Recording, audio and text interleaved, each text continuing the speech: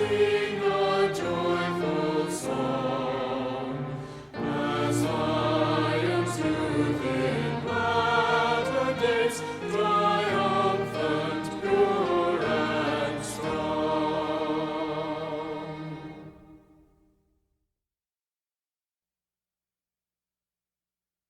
I can trust the Lord's will and His timing.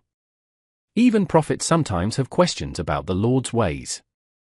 Habakkuk, who lived at a time of widespread wickedness in Judah, began his record with questions to the Lord. See Habakkuk chapter 1 verse 1. The burden which Habakkuk the prophet did see. 2. O Lord, how long shall I cry, and thou wilt not hear? Even cry out unto thee of violence, and thou wilt not save. 3. Why dost thou show me iniquity, and cause me to behold grievance? For spoiling and violence are before me, and there are that raise up strife and contention. For therefore the law is slacked, and judgment doth never go forth, for the wicked doth compass about the righteous, therefore wrong judgment proceedeth. How would you summarize Habakkuk's concerns? What similar questions do people ask about God today? Have you ever had similar feelings? You could also compare his questions with others in the scriptures, such as those found. Mark chapter 4 verse 37. And there arose a great storm of wind, and the waves beat into the ship, so that it was now full. 38. And he was in the hinder part of the ship, asleep on a pillow, and they awake him, and say unto him, Master, carest thou not that we perish? D and C section, 121 verse 1. O God, where art thou? And where is the pavilion that covereth thy hiding place? 2. How long shall thy hand be stayed, and thine eye, yea thy pure eye, behold from the eternal heavens the wrongs of thy people and of thy servants, and thine ear be penetrated with their cries? 3. Yea, O Lord, how long shall they suffer these wrongs and unlawful oppressions, before thine heart shall be softened toward them, and thy bowels be moved with compassion toward them? 4. O Lord God Almighty, maker of heaven, earth, and seas, and of all things that in them are, and who controllest and subjectest the devil, and the dark and benighted dominion of Sheol, stretch forth thy hand, let thine eye pierce, let thy pavilion be taken up, let thy hiding place no longer be covered, let thine ear be inclined, let thine heart be softened, and thy bowels moved with compassion toward us. 5. Let thine anger be kindled against our enemies. And in the fury of thine heart, with thy sword avenge us of our wrongs. 6. Remember thy suffering saints, O our God, and thy servants will rejoice in thy name forever. The Lord responded to Habakkuk's questions by saying that he would send the Chaldeans, the Babylonians, to punish Judah. Habakkuk chapter 1 verse 5. Behold ye among the heathen, and regard, and wonder marvelously. For I will work a work in your days, which ye will not believe, though it be told you. 6. For, lo, I raise up the Chaldeans, that bitter and hasty nation, which shall march through the breadth of the land, to possess the dwelling places that are not theirs. 7. They are terrible and dreadful. Their judgment and their dignity shall proceed of themselves. 8. Their horses also are swifter than the leopards, and are more fierce than the evening wolves, and their horsemen shall spread themselves, and their horsemen shall come from far. They shall fly as the eagle that hasteth to eat. 9. They shall come all for violence. Their faces shall sup up as the east wind, and they shall gather the captivity as the sand. 10. And they shall scoff at the kings, and the princes shall be a scorn unto them.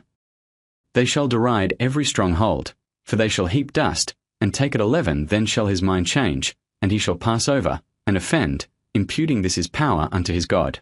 But Habakkuk was still troubled, for it seemed unfair for the Lord to stand by when the wicked, Babylon, devoureth the man that is more righteous, Judah. Habakkuk chapter 1 verse 12. Art thou not from everlasting, O Lord my God, mine Holy One? We shall not die. O Lord, thou hast ordained them for judgment, and, O mighty God, thou hast established them for correction. 13. Thou art of purer eyes than to behold evil, and canst not look on iniquity. Wherefore lookest thou upon them that deal treacherously, and holdest thy tongue when the wicked devoureth the man that is more righteous than he? 14. And makest men as the fishes of the sea, as the creeping things, that have no ruler over them. 15. They take up all of them with the angle, they catch them in their net, and gather them in their drag. Therefore they rejoice and are glad. 16. Therefore they sacrifice unto their net, and burn incense unto their drag, because by them their portion is fat, and their meat plenteous. 17. Shall they therefore empty their net, and not spare continually to slay the nations?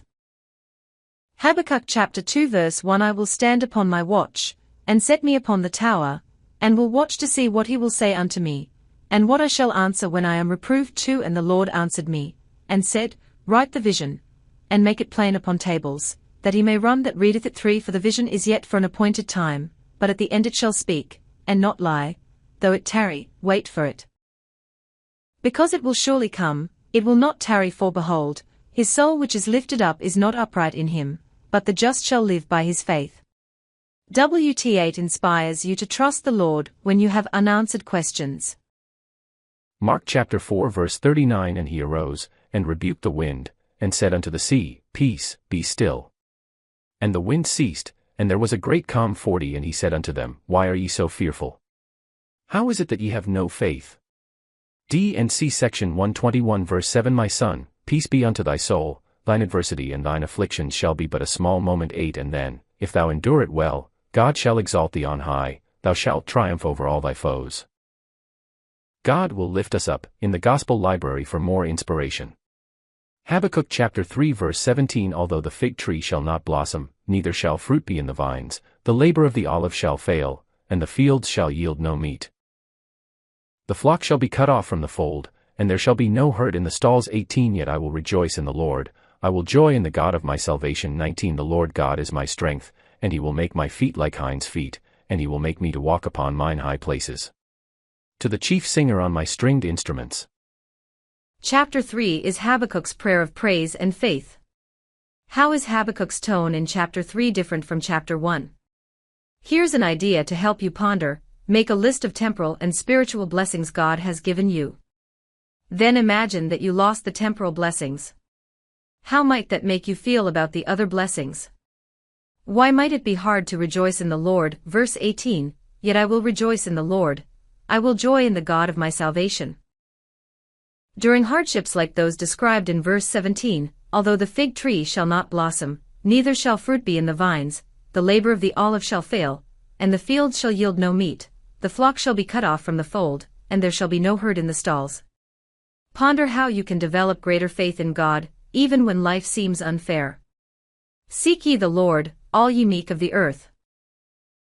As you read Zephaniah's prophecies, notice the attitudes and behaviors that led to destruction. Then look for the characteristics of the people God would preserve. See Zephaniah chapter 2 verse 1 Gather yourselves together, yea, gather together, O nation not desired. 2 Before the decree bring forth, before the day pass as the chaff, before the fierce anger of the Lord come upon you, before the day of the Lord's anger come upon you. 3 Seek ye the Lord, all ye meek of the earth, which have wrought his judgment, seek righteousness, seek meekness. It may be ye shall be hid in the day of the Lord's anger. Chapter 3 verse 12 I will also leave in the midst of thee an afflicted and poor people, and they shall trust in the name of the Lord. 13 The remnant of Israel shall not do iniquity, nor speak lies, neither shall a deceitful tongue be found in their mouth. For they shall feed and lie down, and none shall make them afraid. 18 I will gather them that are sorrowful for the solemn assembly, who are of thee, to whom the reproach of it was a burden. 19 Behold, at that time I will undo all that afflict thee, and I will save her that halteth, and gather her that was driven out, and I will get them praise and fame in every land where they have been put to shame. What message do you feel the Lord has for you in these verses? Zephaniah chapter 3 verse 14 Sing, O daughter of Zion, shout, O Israel, be glad and rejoice with all the heart, O daughter of Jerusalem. 15 The Lord hath taken away thy judgments, he hath cast out thine enemy, the King of Israel, even the Lord, is in the midst of thee. Thou shalt not see evil any more. 16 In that day it shall be said to Jerusalem, Fear thou not, and to Zion, Let not thine hands be slack. 17 The Lord thy God in the midst of thee is mighty. He will save, he will rejoice over thee with joy, he will rest in his love, he will joy over thee with singing. 18 I will gather them that are sorrowful for the solemn assembly, who are of thee, to whom the reproach of it was a burden. 19 Behold, at that time I will undo all that afflict thee, and I will save her that halteth, and gather her that was driven out, and I will get them praise and fame in every land where they have been put to shame. 20 At that time will I bring you again, even in the time that I gather you, for I will make you a name and a praise among all people of the earth, when I turn back your captivity before your eyes, saith the Lord. The Lord will rejoice with his people in Zion. How many ways you can complete this sentence? Be glad and rejoice with all the heart because. Why is it important to you to know about these reasons to rejoice? You might compare these verses to the experiences described in 3 Nephi chapter 17. Jesus directs the people to ponder his words and pray for understanding. He heals their sick. He prays for the people, using language that cannot be written. Angels minister to and fire encircles their little ones. And ponder how Jesus Christ feels about his people, including you.